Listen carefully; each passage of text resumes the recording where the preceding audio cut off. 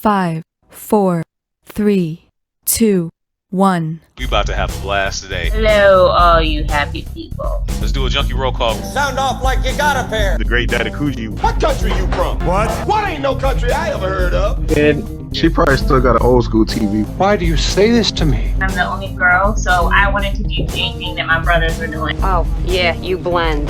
She's cute too, huh? Indeed! That's fine. Just give us a second. She with you? The film was just lazy. Like I said, they like vision. But you got to have vision. I'm a big JRPG person. We've just lost half the audience. Supposed to be full. Oh, why? But he'd have to be fast. I'm your man. No, you're not. You're too slow. It ain't just about being fast. I did not see one Asian in that movie. Let's not stand on ceremony here. It's a business. Who cares about the people's feelings? Aim for the bushes. I could do this all day. I got big boy pants on!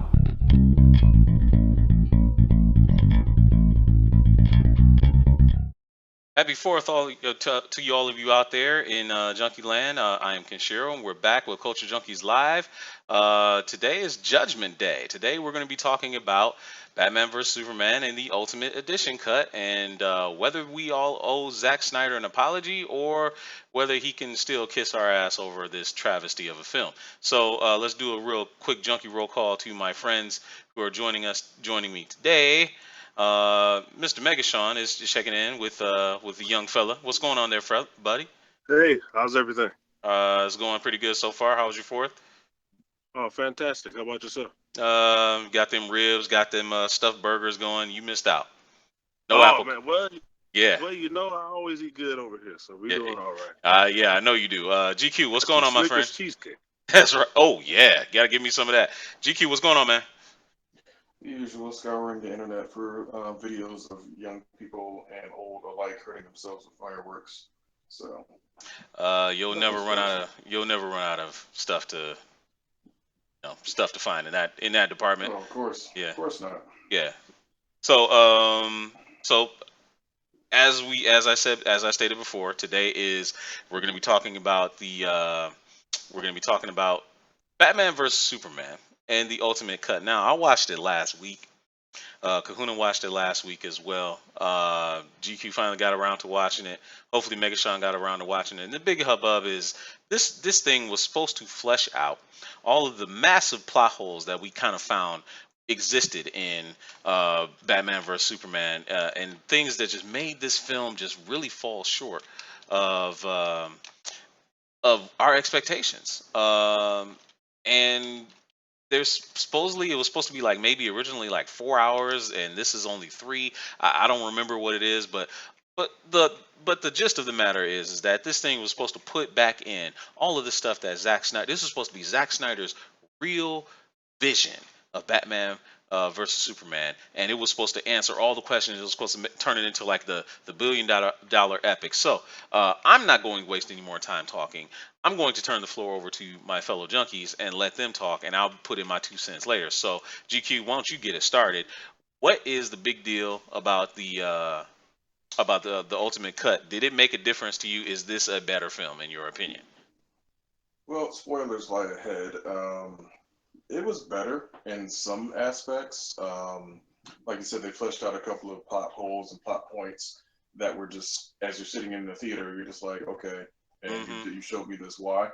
One of the big ones was right at the beginning of the movie. And to me, this is dumb that you would cut this out, because this essentially sets up every single aspect of the Superman story arc, and they chose to cut it out. Essentially what had happened was when they went to Africa, or wherever it was they were in the beginning, I believe it was supposed to be some part of Africa, they essentially, had Superman come in and save Lois from the Warlord and all this other good stuff.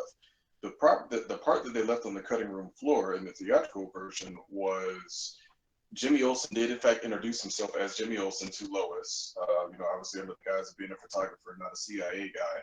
The U.S. military was involved a little bit, and the big plot point that they left out was the mercenaries took all the bodies of the people that they shot up and riddled with bullets. Those LexCorp bullets that Lois was tracking down for some God knows why reason. You wouldn't frame Superman with with bullets. You frame him by burning the bodies because he has laser vision. So they burned the bodies of all the other people.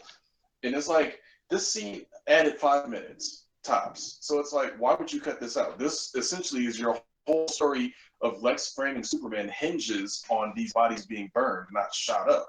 That was just, to me, it's like any editor sitting there is like, hold on, I can't leave this out. I gotta leave some of the other fluff out. Right. Not this. This is like the linchpin of the entire Superman story arc, or the whole Lex, framing him story arc. Some people were trying to say that Lex's plans were more fleshed out. A little bit here and there. They basically, like the African woman at the beginning admitted that she lied about her account of what happened. She told the one senator that. But to me, it's like, that's not so much fleshing it out as much as, damn it, we already know you lied.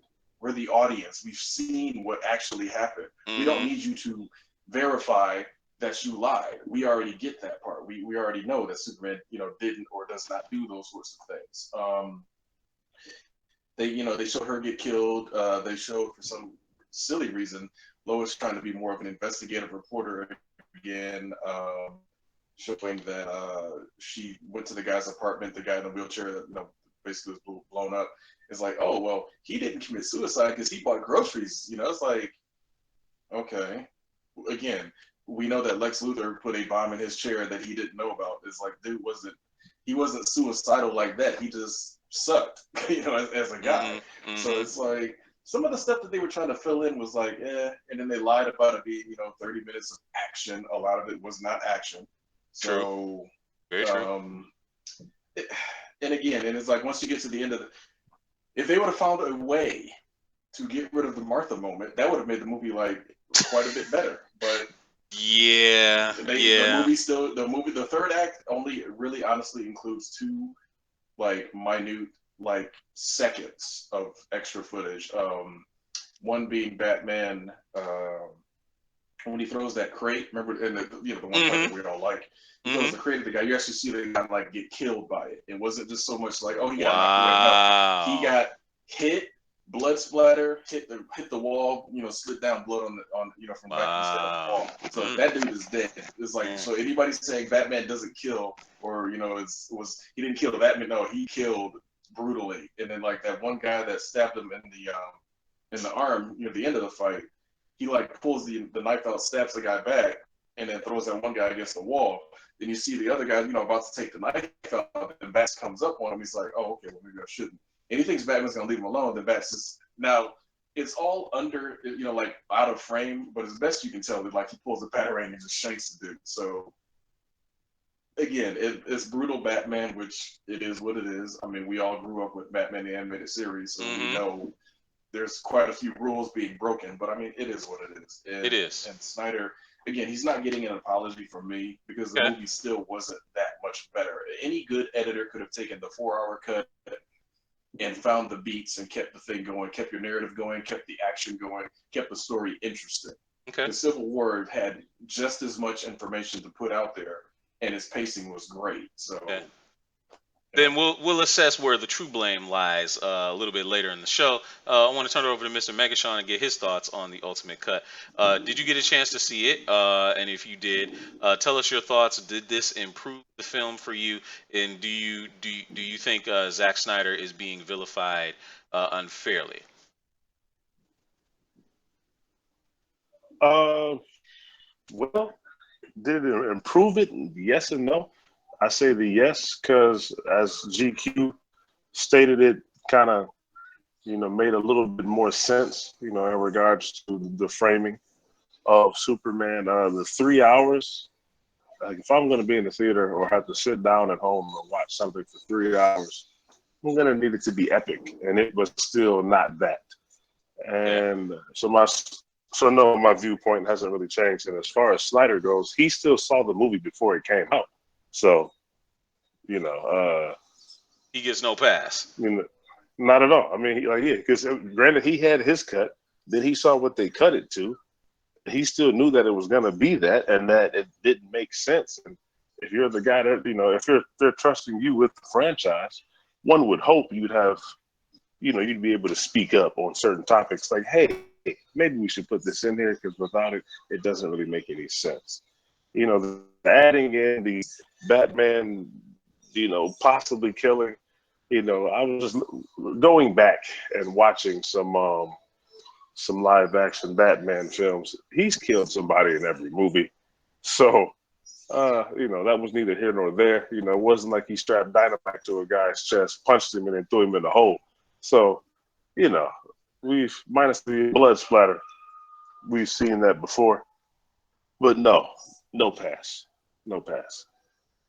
Okay. Real quick, we got a couple people in the chat. Please do address it. Let's see. James Combs is saying that he heard it was good, but he still needs to actually see it. But he's from his impression of us so far, he says that we don't seem to be all that impressed. Hey, what's up to Josh Mundy who's joining the chat, and John Davis is saying he's gonna get a used Blu-ray so he can watch the Batman parts. So that's what we got going in the chat right now. Right. Well, thank you guys for joining us on the show. Josh, we really wish we could have had you on the show today, man. We really could have used you, but maybe next time you're on, we'll ask you your quick little thoughts. Now, I'll give my 2 cents on the film. I was relieved that they fleshed out a lot more of the Superman part. Got to see more Clark Kent. Got to see the Clark Kent that we kind of didn't get to see in Man of Steel. He was a reporter. He was had his nose to the ground. Wanted to kind of come at a different angle of the story. He wanted to push the whole Batman's kind of getting crazy and being like extra violent, and he's terrorizing innocent people. But then you have to think about it. The people that he's really terrorizing, they're really not all that innocent now, are they? I mean, because he's putting the Bat brand, and these are people. Now, granted, he shouldn't be branding people, and they should not be executed in jail. That's neither here nor there.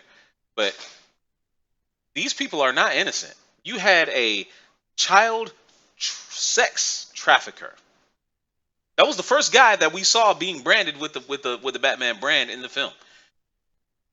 There's nothing innocent about that guy. So I don't know where Clark gets off saying that, he's terrorizing innocent people. What, just because the people that are in Gotham are afraid of the Spectre? They're not really afraid.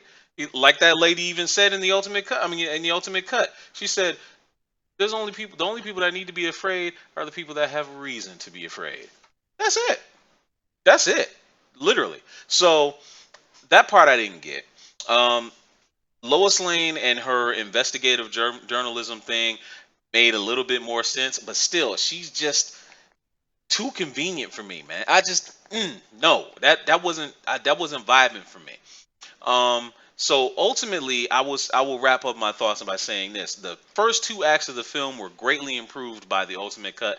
The 3rd act of the film is still a travesty to me. I mean, it is what it is. I mean, the whole thing with Lex Luthor and his overarching plan, very brilliant plan, very well thought out. I still have problems with him being, conveniently having all the logos for all the Justice League members like made up for them already. He might be printing T-shirts and getting ready to sell them boys when they finally come out in public, for all we know.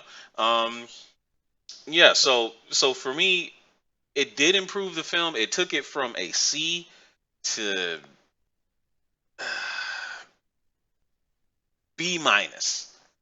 Took it from a C to a B minus for me, because while it did make more sense, I can't shake the thought that they still were doing a little too much. It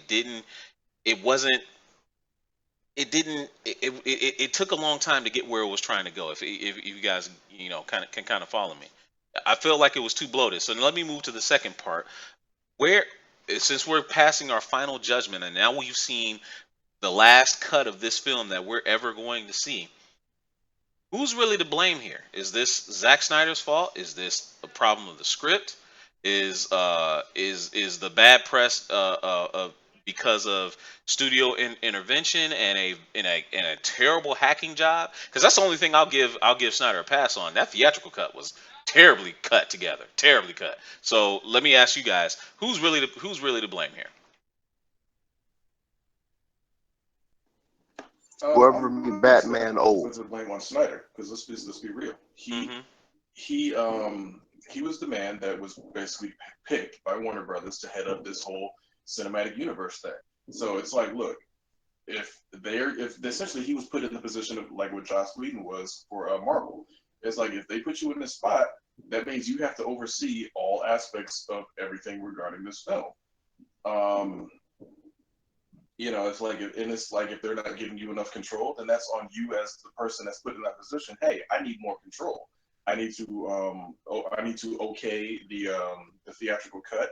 I need to okay the editing choices that are made and everything. It's like if you're the director, again, at the end of the day, no matter what happens with a film, the public is always going to say this the director's fault.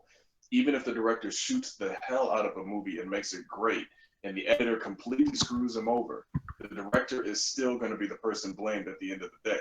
So I don't care what happened with the editing. I don't care what happened with whatever happened with the studio and the runtime they allowed him and all that. He should have made it work. One way or the other, should have made it work. He knew there were certain elements of that script that had to get in on the theatrical cut. Had to. Again, like I said, burning the people. You had to have that in there. The whole framing storyline doesn't make sense without that. It's the dumbest thing ever for anybody, even people that don't really know a whole lot about Superman. They know he doesn't use guns. It's like that in of itself is like you leave that out. 60% of your Superman story doesn't make any sense as soon as you leave that out. So it's like if I was in his position, I'm like, look, hold on.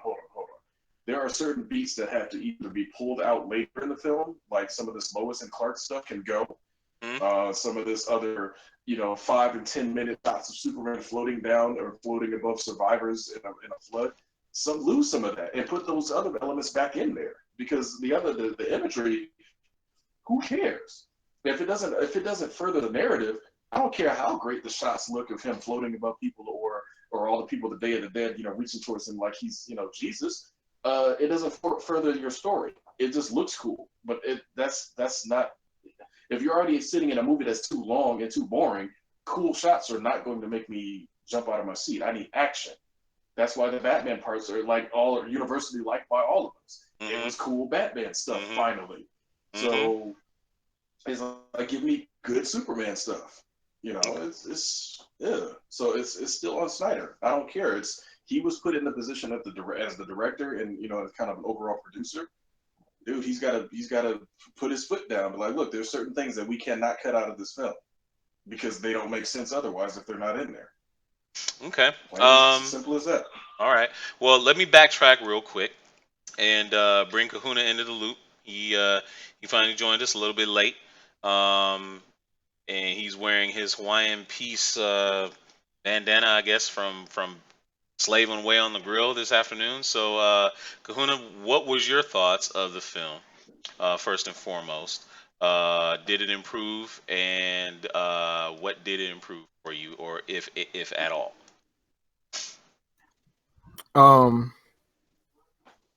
This ain't no Hawaiian Peace, It's tie-dye. This is a shout out to Dude Love. Okay, brother. All right. Go ahead, man. It improved a little bit. I mean, the story flowed better. Like, certain things that happened in the movies actually made sense now. Like, I mean, when you watch a lot of movies, you can put 2 and 2 together and know what happens. But, certain things actually, made sense with the little bit of they added. I mean, still Jesse Eisenberg, it was just cringeworthy to watch. There were certain parts like, the cool little shot of when Batman broke into the lab and you see him drop down, scoop my man up. I wanted to see more of that. Yeah, I want to see more of that, but like, why did you even cut that out in the main movie? I mean, that was like what, a 2-second shot, and it just and it looks so cool doing that. That's Batman right there. Like, how you cut that out? I like that they added a couple more shots in the warehouse fight scene. That looked good. I mean, it flowed a little bit better. Still didn't make it. I mean, it was still one of my main things is Lex, and then how Superman was just taking L's in this movie. Like, he looked like a bitch in all this. This whole damn movie, he was just getting bitched. Yeah, man. I mean, the final fight, Wonder Woman just comes in and she's just scrapping. I think the only offense that Superman did was when he first got recharged from the sun, which was like what 2 minutes. He got recharged, and he came swooping down and knocked Doomsday into the warehouse. That was like one offense, and then the other one was when he got the kryptonite and stabbed him. Other than that, dude was just taking L's. I mean, he was just getting slapped around while Wonder Woman is just, doing her best or whatever. So I mean, Wonder Woman outshining him. That was just. I think that goes back to the fact that she's a warrior and he's not. Yeah. Well, yeah. That too. That's one of the things that's one of the things we're always going to get is Wonder Woman is a better fighter than Superman ever will be. Real quick, out of the chat, Josh Mundy is saying that the studio has culpability, but ultimately there were things that could have been cut out of the Ultimate that wouldn't have quashed the narrative in the way the theatrical cut did. He said he loved the Ultimate cut and he thinks that it fixed a lot of the issues. He goes on to say, and also what's up to Aaron Glinsky and Alice Riley that joined. He also goes on to say, if you hated the more serious and thematic elements or hated Eisenberg, he doesn't think that there's going to be enough in there that's going to, change that negative, spin or the negative look onto it, because it's just. And again, and John Davis also says everyone knows that you can't deliver a movie past 2.5 hours, so that should have been a tight movie. An extra half an hour should have been superfluous. I don't really 100% agree with it. You can't go past 2.5 hours.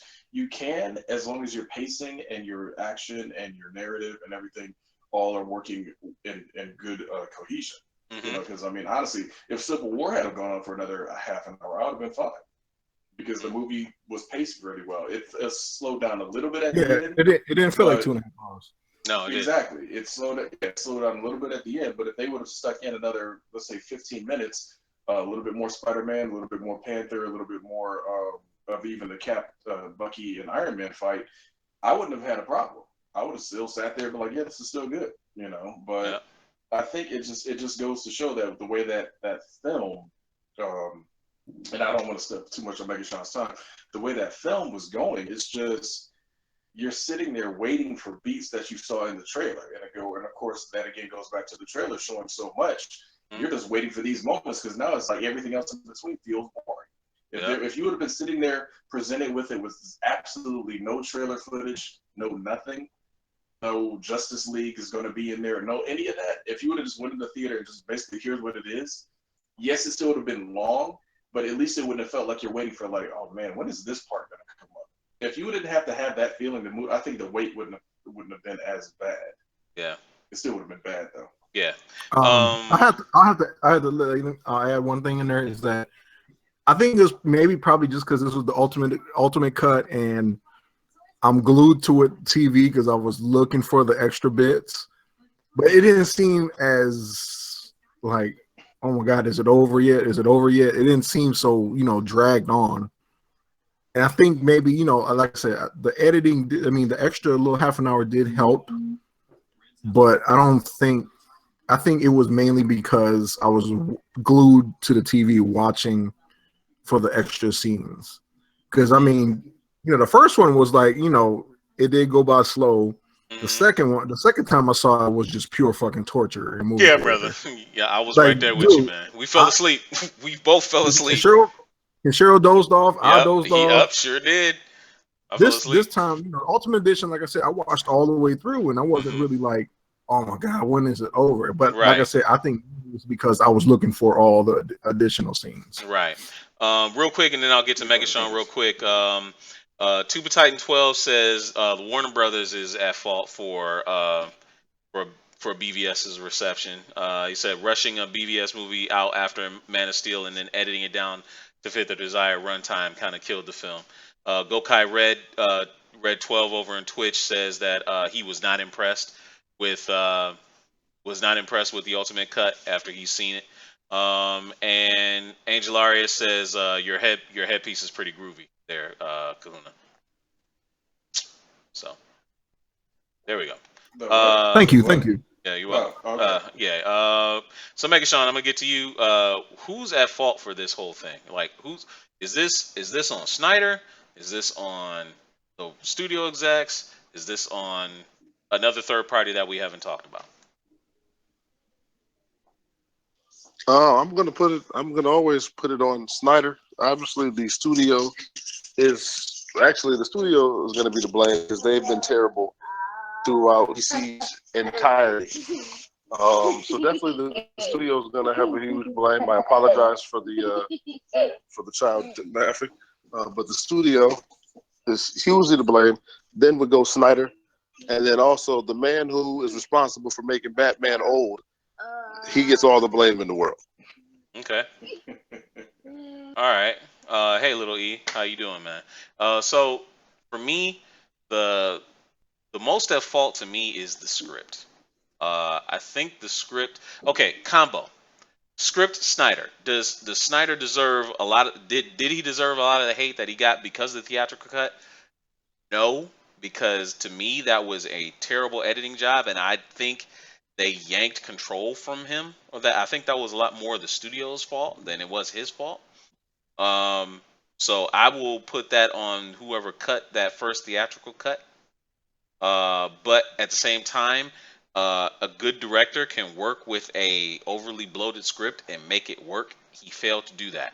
But I have to put some blame on both Chris Terrio and on David S. Goyer, uh, because I feel that they tried to squeeze in far too many story elements, and it got in the way with making a very cohesive story that that was entertaining, but at the same time very thought provoking. At the same time, there was just too many areas where it slowed down too much.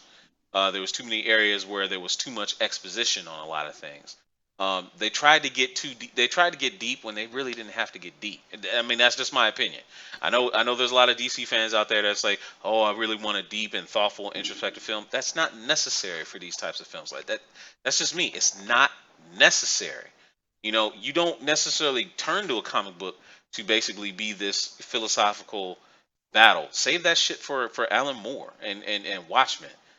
That kind of stuff. Save it for that. Get back to being fun and adventure and being an entertaining thing. That's what Batman and Superman have always been. That's what they've been for in the Justice League cartoon. That's what they were on their respective animated series. They weren't this. So hopefully they're turning it around. I think they definitely should. They definitely. I mean, I really want to see what they do with Suicide Squad because I think that's going to change the complete direction of Warner Brothers and the DC films. So let's get back to some of the comments in the chat. Go Kai Red. Let me jump in Yeah, on go ahead. this. Go ahead. Go ahead. No, you got one from the chat. Go ahead. Yeah, I do. Go ahead. Gokai Red 12 says, to be honest, Warner Brothers should be, to blame in general because they haven't done anything besides the Nolan trilogy. Nothing else was good from Warner Brothers.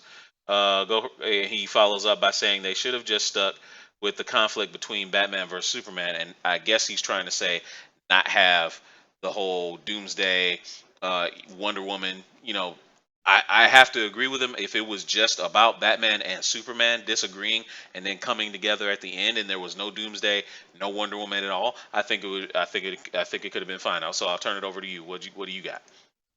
I got James Combs saying he said it just felt rushed to me. So yeah, 3-hour film had to be cut down. It's not Deadpool. Didn't have an R rating. DC has to bet on kids watching. Then they try to cram stuff in that comic nerds so they can see Darkseid coming and all that sort of thing. He said there was a lot to learn. He said there is still a lot to learn that they could learn from Marvel, and the hasn't been made to eat his words. Which fair enough, Batfleck actually did He basically did overachieve and went a lot further than what a lot of people were going to give him credit for. Pete Campbell just joined in and said he's nervous about Suicide Squad. He heard the screen test went badly. Now, of course, we've all heard the opposite. Screen tests have been great. So I'm not going off of any of the screen tests, any of the forward or the four whatever, because it's like, no. A lot of these people that are seeing these things, either A, they don't think like I do, or B, about. So when I go see the film, or when Megashawn, who gives us great reviews, goes see the season, you can trust those. You can take those opinions to the bank. But a lot of these people that are supposedly getting these test screenings sound more or less like execs, that families that are like, hey, got some passes to go see Suicide Squad. Why don't you go check that out and tweet about it. That's what it's starting to feel like. That's what it's right. That's what I'm saying. That's what it starts to feel like. Because if I see one positive test screen for Ghostbusters, I know that it's somebody paid off by a Sony executive. So let's just be realistic. 100% on Rotten Tomatoes, confirmed. 100%. I mean, this is exactly, but it's, and again, and a lot of people are saying that it's either the writing or it's either the studio. I'm sorry, I cannot let that blame go any further than the director. It's still, at the end of the day, it's always the director's job to make sure that whatever's put on the page gets put on the screen and makes sense. And if he had plenty of opportunity to sit there and look at that script and look at the rewrites that Terrio did and say, this works, this doesn't, blah, blah, blah, blah, blah. Here's what we're going to film. Here's how it's going to look. And then get in that editing room and sit there. Leave this in, take that out. Leave this in, take that out. So I've seen plenty of other directors do it, you know, from page to filming to screen to editing room, and they get it perfect. So I don't care how much of the studio influence or whatever, they picked him to be that guy. So he should have taken that, but like, look, hey, you guys picked me. Believe that I'm going to actually get this done properly so we can get this out here. So that means to me, they picked him for Man of Steel. They had a lukewarm, somewhat good reception for Man of Steel. But if that didn't give you enough clout, then what's the problem? Then you, as a director, Snyder, you stake your reputation on it. It's like, look, I'm going to get this done right. You know, believe in me, because that's basically what Joss Whedon did. He was the reason Thanos was put in as a bonus scene. So, in all honesty, the entire Marvel Cinematic Universe, minus the setup parts, where the direction it's going in is Whedon's input. So, dude, and like he didn't direct any of the other films. He just did Avengers 1 and Avengers 2. So it's like, come on now. I cannot sit back and give the lazy, the studio messed it up. Yeah, the studio probably did, but daggone it, Snyder was the guy. So no, I can definitely see where you're going with that. Angelaris over in the chat on Twitch, he says the fans are really to blame because they've been pushing out comic book shit on us for years, and we keep paying for it. I mean, how much good money did we always telling movie producers the Green Lantern movie was good without money? Hold on. Is he talking about the usual age-old, if you don't like it, don't pay to go see it? Pretty much. I'm assuming that's what... Pretty much. Okay. You can't put that on comic book fans because guess what? There's still a movie-going audience that doesn't know anything about these characters. They're just going to see a movie because they need to do something on Friday night. Okay. So let's just be real. Green Lantern didn't overperform at the box office by any standards. That's the whole reason why the cinematic universe had to start with Man of Steel and not Green Lantern. So... I get that, but trust me, there's not enough comic book fans to put these numbers to these astronomical heights. Avengers got sick money because it was a fun movie, and a lot of people that didn't even like comic books went to go see that movie more than once. So you can't always turn it into that. Oh, the comic book fans are pushing these things and making them successful. I guarantee you, Batman and Superman's 875 or whatever million that it made. Was not all comic book people. It's just some people that have heard of Batman and Superman. It's like, hey, that'd be actually kind of cool to go see. Then they saw it and probably didn't go see it again. So you can't always use that as a reasoning because it doesn't always fit. There are plenty of movies that it's like, if it's just a good movie, people are going to go see it, comic book related or not. If Resident Evil had a better storytelling narrative and slightly less slow motion action and stuff, and it was just a good story and a fun movie, I guarantee you those movies will probably be making high 500 million and above. But they're not. They're just an extremely niche market of people that want to see Mila Jovovich jump around and shoot stuff.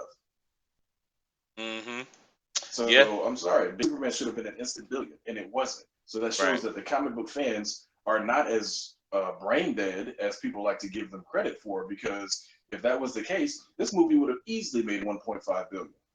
Right. Just on names alone. You can't do it if the movie isn't good. That's why Civil War marched to $1 billion in about 3 weeks. Less than that. I think it was less than that. People were clamoring for it, obviously. So obviously you had the Marvel faithful that were going to go see it regardless of what anybody said. You had people that enjoyed the movie because it was fun. You had people that hyped it up because Black Panther showed up. You had people that hyped it up because Spider-Man showed up. They had a whole bunch of elements in there that made it so like, hey, there's something in there for every type of person that watches movies. That's what they have to understand. That's how these movies that are hyper successful are making their money, because they're approachable. If you make a movie where Batman is moping, fine. We all know Batman mopes and is not downtrodden, but he's brooding. But if he is brooding and Lex Luthor is channeling the Riddler and the Joker and all mixed mashed together, oh my god, then you don't have anything that people can latch onto. They can't sit there and look at that and be like, hey, I was a Lex Luthor fan, but Eisenberg's not playing Lex Luthor.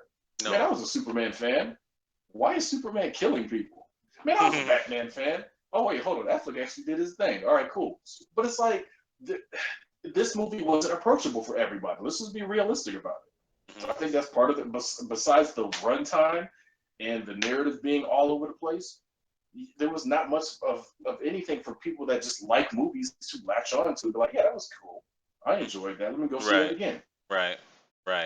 What I hate is every time they got the fucking Superman, man, it just everything feels like action. When you got the Superman, crawl. Yes. I mean, the music hit. You got the end credits of the Incredible Hulk theme. The Piano Man. And the Piano Man. You got the Piano Man. Every time Superman, it came to that somber ass music when he was on. I'm like, why are they just bitching down Superman like this? It's ridiculous. And Lex Luthor, Lex with that, that shit was pissing me off. Okay, hold on. All right, a couple people in the chat. Trey McCoy is saying Doomsday could have been its own movie, and Death of Superman, essentially should have been its own movie. Hey, what's up to Krusty? She just joined the chat. Bo Lucas, hey, what's up, man? True Talk. Definitely, we always do True Talk here on Coach Junkies Live. Hold on now. Zaya Ishmael Cruz says Batman Superman was good, to be honest. Civil War wasn't that great. His best parts were in the trailer. That's an interesting take on it. I'd like to hear a little bit more. And what's up to Chandler Roberts saying, how much did Iron Man 1 bring in Iron Man 2? It's fair to compare the second movie of the series. I'm sorry, is it fair to compare the second movie of the series to the 12th or 13th movie of a series just because how close they were released? I'm going to say yes, because Batman and Superman is two of the biggest comic book icons of all time. Avengers are a bunch of, from this sense, C-list, or in some cases B-list characters that nobody really cared about. It's basically Marvel's leftovers, and they did a great job with it because they told a good story that set it all up. Batman and Superman shouldn't even need a setup. It should be $1 billion right off the bat, because it's Batman versus Superman for the first time in cinematic history. So that's how I feel about that. Yep. Okay. Dudes, let's change gears real quick, okay? We all know that this film has pretty much been laid to bed now. It's over. We don't necessarily need to talk about it anymore, but there's plenty to talk about as far as in regards to the future. So once again, let's talk about the future of DC in their films. Like, what's going to happen here now? Let's talk a little bit about the new approach for the Justice League. Obviously, they've changed drastic direction. Zack Snyder's been, for lack of a better word, demoted. Jeff Johns is running the show along with a partner. His name escapes me right now. But the tone of Justice League is obviously going to be completely different. It's going to be a lot lighter, a lot more funny. The Flash is going to be the Spider-Man equivalent of Justice League, where Spider-Man was brought the light and the levity to Civil War. Is this a good direction? Are you guys disappointed that they've changed the direction, that they're not going to keep on doing exactly what they were doing in Batman vs Superman? I saw one commenter in the Facebook chat saying that Batman vs Superman was awesome and Civil War wasn't all that great, to be honest. I mean, he's welcome to his opinion. We can disagree on, and we welcome differing opinions here. We're not gonna bash you down just because you don't agree with the majority. We can't all be right. Yeah, we can't all be right. So anyway, what do you guys think about the direction of DC films and them going with a lighter tone? I mean, obviously, the response wasn't what they wanted for Batman vs Superman because of the theatrical cut. Um, do you think this is a good direction that they're going in? Let's start with you, Kuna. What do you think?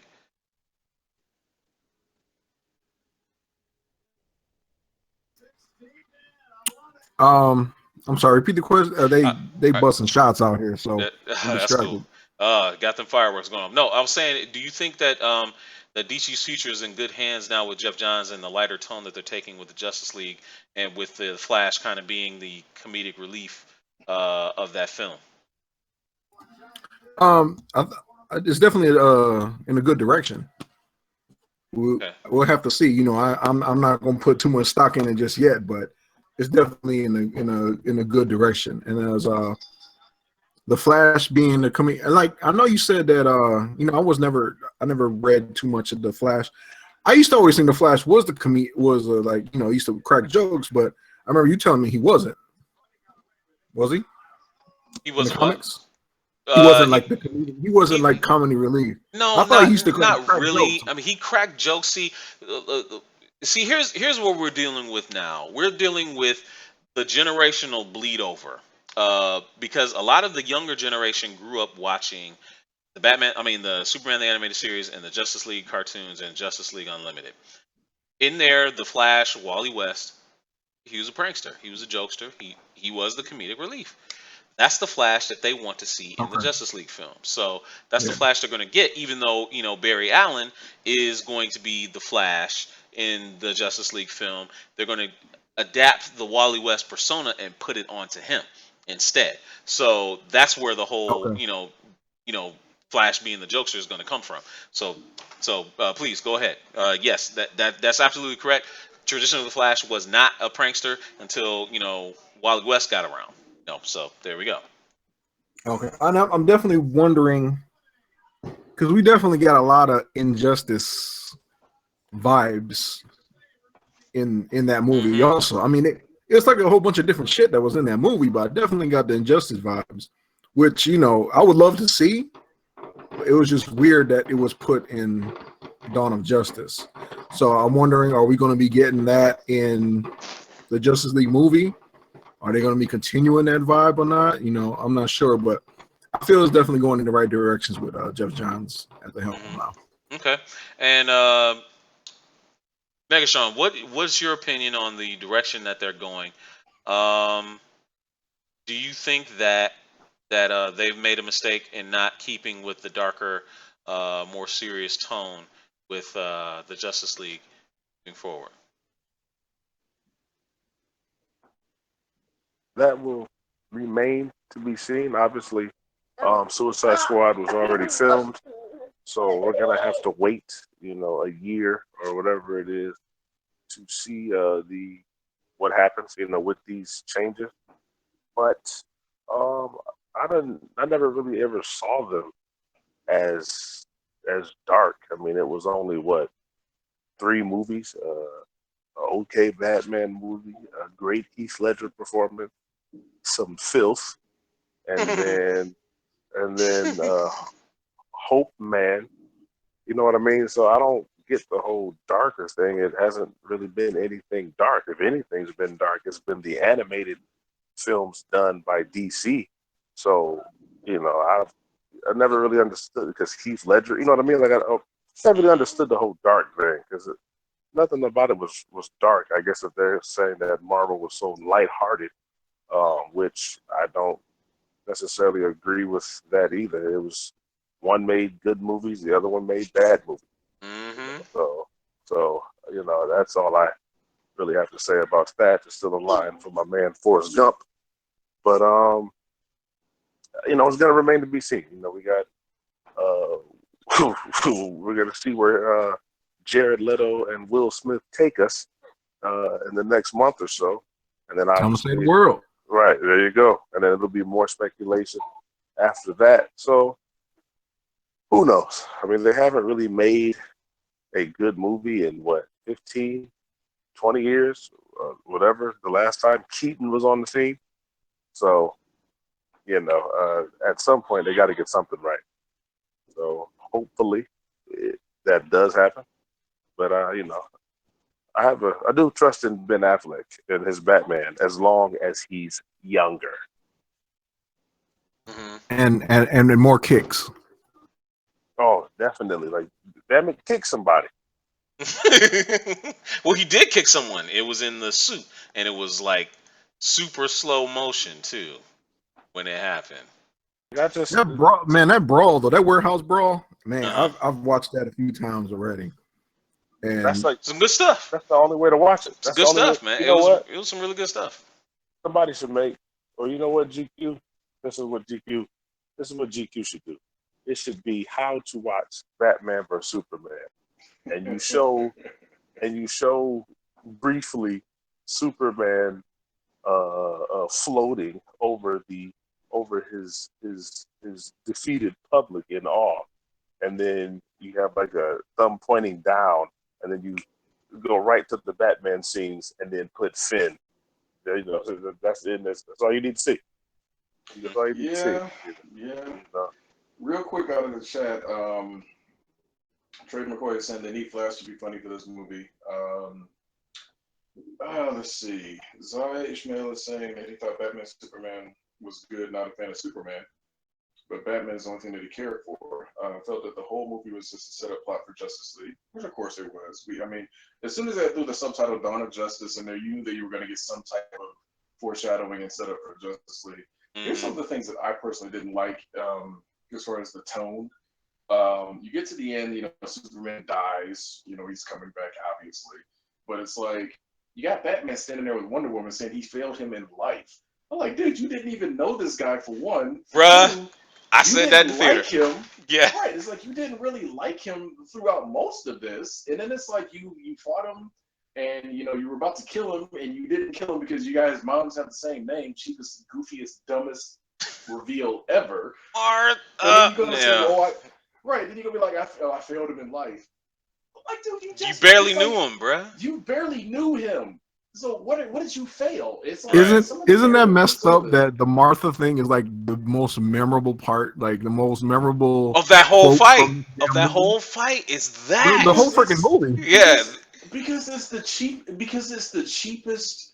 Like, even though Civil War had its parents moment, it was still, and Megan Sean and I slightly disagree on this. It was still, I don't care what you tell me. If I find the person that kills my mom and he's standing in the same room, I don't care what the circumstances are. I'm going to rip his head off. Period. So that one to me was like, that was a more of an emotional, like, dude, this is the guy that ripped out the only part of your heart of your parents. Because he, Tony Stark did his dad. We know that. It's been documented. He doesn't really like him. But his mom was the one he was close to. So for me, sitting there with they had that reveal and dude, Bucky's standing 5 feet across from you. He's within arm's reach. You're wearing your suit. You can just blast his head off right now. Versus, I got the spear. I got my foot on your throat. I just cut your cheek with the spear. I'm about to run you through. Martha. Dude, who calls their mom by her first name? Nobody. That was, oh my goodness. I was sitting there in the theater just ready to throw something at the screen. It was so cheesy. So, yeah. But as far as this lighter tone, oh no, go ahead. Oh no, I was gonna say, when we first saw that in the movie theater, and it got to that part where Superman said Martha, and then Batman just stopped and he's like, "What'd you say?" Why'd you say that name? I was like, "Get the fuck out of here!" No, that's not what stops him. That better not be what stops him, and that's what fucking stopped him. Exactly. Dude. And then the worst part is we're talking about going for a lighter tone for the next one. Now this goes to show, and this is what I'm going to say to all of you DC fans out there that have been talking about the dark way and DC does it dark and Disney is for kids and blah blah blah blah. What do you got to say now? Because your beloved studio has apparently seen that they can't make money without putting some comedic light tone in there. So all of your arguments about Marvel is for kids and blah, blah, apparently Marvel is for green. And that's all that really matters in the movie business, because they're making quite a bit of it. So. Well, it is what it is in that regard. Marcus Smith did say something cool, that DC should come out with a Martha shirt. Yes, yes. DC should come out with a Martha shirt. Yes, definitely. Let's see. If not, I'm definitely gonna try to make one. Exactly. Um, we'll find a way. Like, yeah, we'll find a way. take that scene that, like, right after he killed Zod, like when he was screaming, you're like, Martha. Martha. Yeah, that Then wouldn't be bad. Then you gotta have like Batman, like right at the moment where he's like shooting at like Doomsday and then the Batwing and like he's got Martha, like right at it's like there's moments like anytime you see their faces, you can throw that Martha in there. So Look, you can man. make I it mean, a ton when of a t-shirts. movie is infamous for something like that, and that's what sticks out. That's what you really mostly remember about a movie with the Titanic first meeting of Batman versus Superman. Humongous problem. Humongous problem. I'm sorry. I mean, y'all can say whether it's overblown or not for like the longest time ever, but you know what? Gokai Red, just put in the chat. It's still not good. I mean, what does everybody remember about Star Trek? The Wrath of Khan. God, they've remembered that for years. Because that was awesome. That was awesome. It was awesome. This is awesome in the reverse. You remember it just made an already cool movie even cooler. With Batman vs Superman, it made an already suspect movie just really. Come on. And here's the thing, Gokai Red, I have to say this to you on that. I'm not sure which context he's approaching it from, but the Khan thing. Here's why Star Trek II was such a good movie, if you really think about it.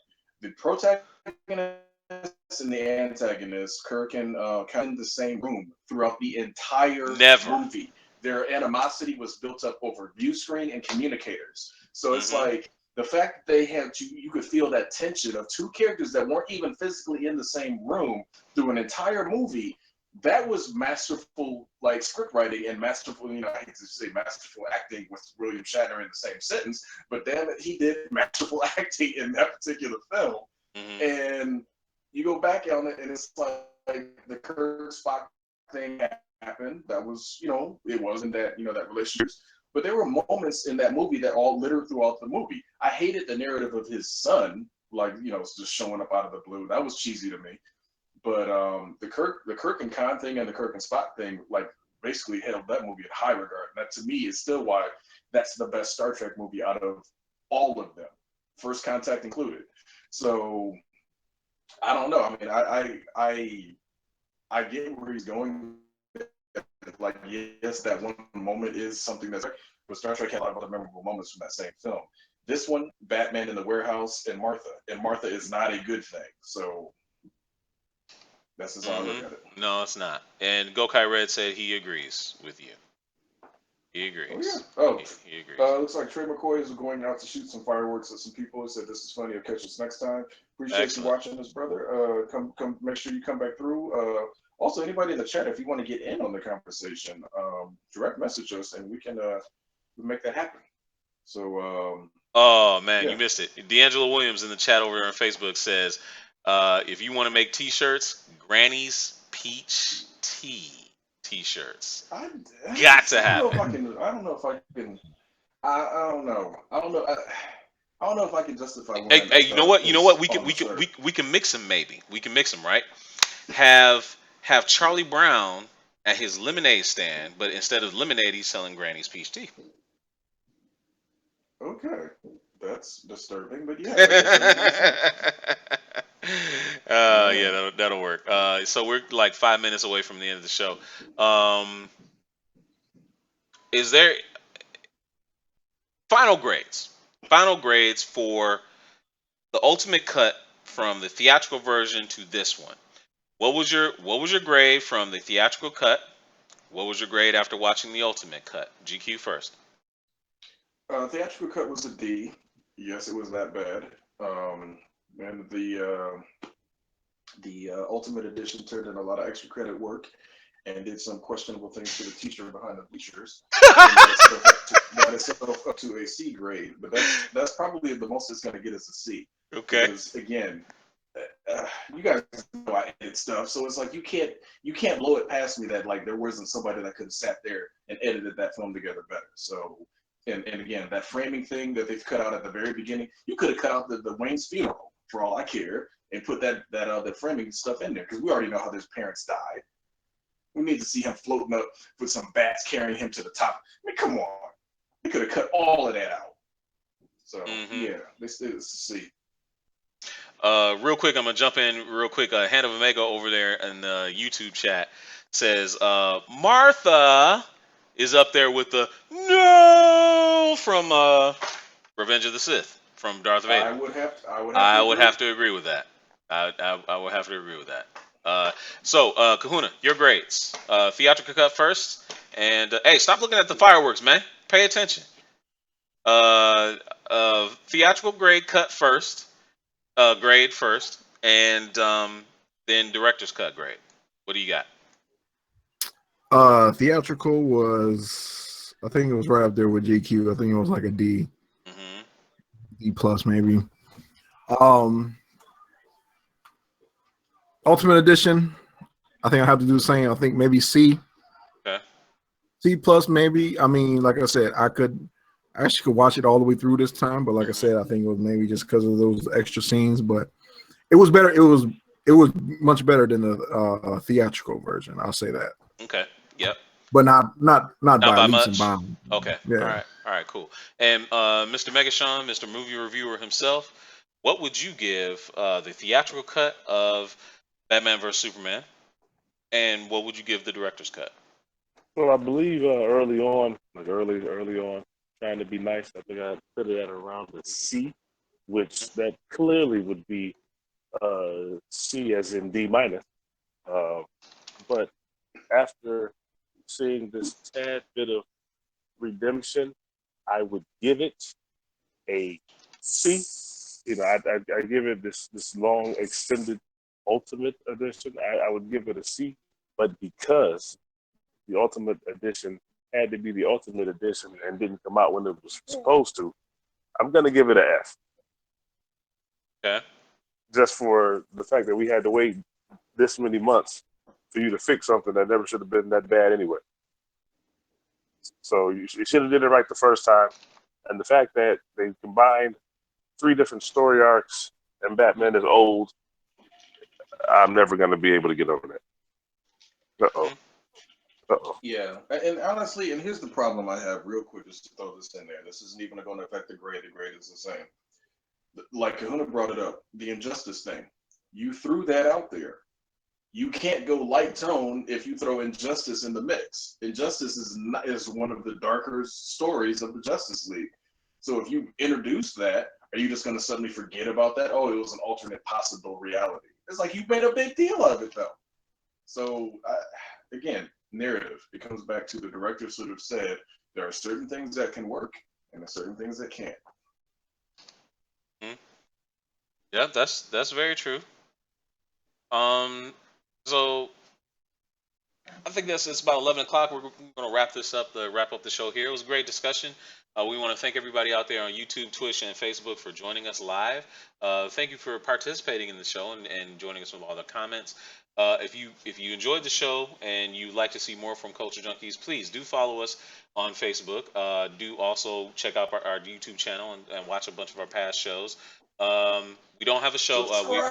Subscribe on YouTube. But also up in the top right corner, you'll see that Facebook Live notification thing. If you're on Facebook and watching us on Facebook, do hit the live subscribe so you'll know exactly when we do go live. This Wednesday we're debuting a new show, probably around 10 a.m. maybe. No, actually no, 12 noon. It's called The Pool List. It's going to be our weekly recommendations for the week of July 6th for the comic book releases. Do make sure you come and check that out. It's going to be really, really fun. We want to thank ahead of time our friends out over in Detroit Comics for supporting us. So make sure you go out and support them as well. You'll find them in Ferndale. So for GQ, for Megashawn, and for the Big Kahuna, I'm Kenshiro. We'll see you guys on Wednesday, 10 p.m. Eastern Standard Time. Say good night, everybody. Good night, everybody. Good night. Everybody. Yep, good night. Enjoy the rest. Or put out an eye.